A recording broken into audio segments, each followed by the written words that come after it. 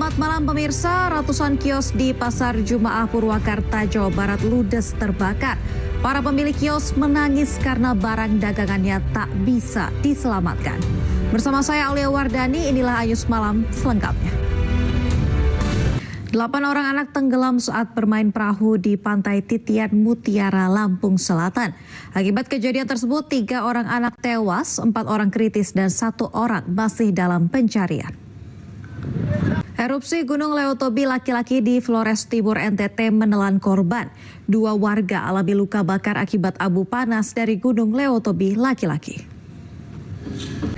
Jelang arus mudik lebaran tahun 2025, arus lalu lintas di gerbang tol Cikampek Utama ramai kendaraan dari arah Jakarta. Pemirsa, Ikatan Jurnalis Televisi Indonesia mengecam keras aksi teror kepala babi yang ditujukan kepada redaksi Tempo. Sementara Komite Keselamatan Jurnalis Indonesia melaporkan teror kiriman kepala babi ke Bareskrim Polri.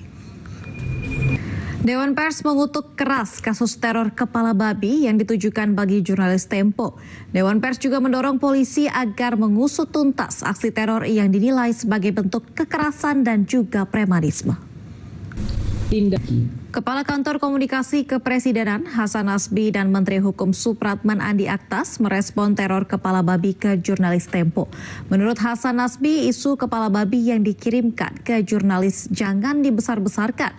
Sementara Menteri Hukum menyerahkan sepenuhnya kasus ini kepada penegak hukum.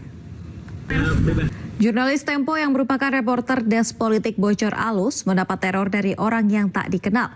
Ia mendapatkan sebuah paket berisi kepala babi tanpa telinga yang dikirim ke kantor Tempo di kawasan Kebayoran Lama, Jakarta Selatan.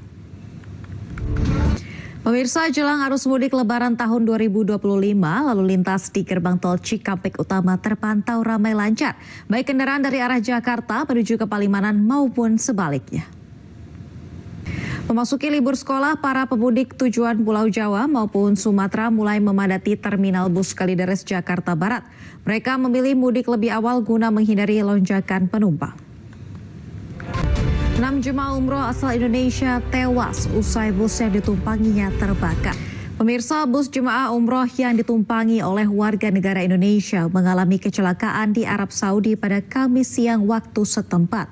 Bus mengalami tabrakan yang menyebabkan bus terbalik dan terbakar.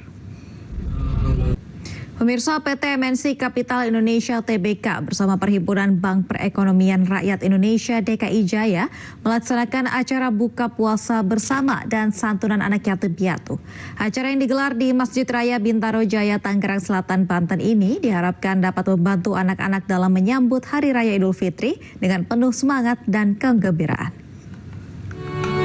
Kolaborasi dengan Dinas Kesehatan Provinsi Bali, Sovel mengedukasi 3M+ kepada warga di 3 kota dan kabupaten di Bali. Edukasi disampaikan melalui ratusan petugas Jumantik dari Kota Denpasar serta Kabupaten Badung dan Gianyar. Jerman pulang dengan kemenangan dari lawatan ke Italia pada leg pertama perempat final. Anda kembali di Ayus Malam pemirsa, Timnas Indonesia pulang ke tanah air usai kalah telak dari Australia pada putaran ketiga kualifikasi Piala Dunia 2026 zona Asia. Sementara itu, meski Indonesia kalah dari Australia 5-1, Presiden Prabowo Subianto meyakini timnas akan lebih baik di masa mendatang. Presiden juga menyebut sepak bola Indonesia tidak boleh dianggap remeh di mata dunia. Jerman pulang dengan kemenangan dari lawatan ke Italia pada leg pertama perempat final UEFA Nations League dan sempat tertinggal lebih dulu, Jerman berbalik menang 2-1. Spanyol memaksakan laga kontra Belanda berakhir imbang 2-2 pada leg pertama perempat final UEFA Nations League. Spanyol mencetak gol pada injury time untuk membatalkan kemenangan Belanda yang sudah di depan mata. Dan informasi yang akan hadir sekaligus menutup Anyus Malam. Cuplikan tayangan berita Anyus dapat Anda saksikan di kanal YouTube @officialanyus.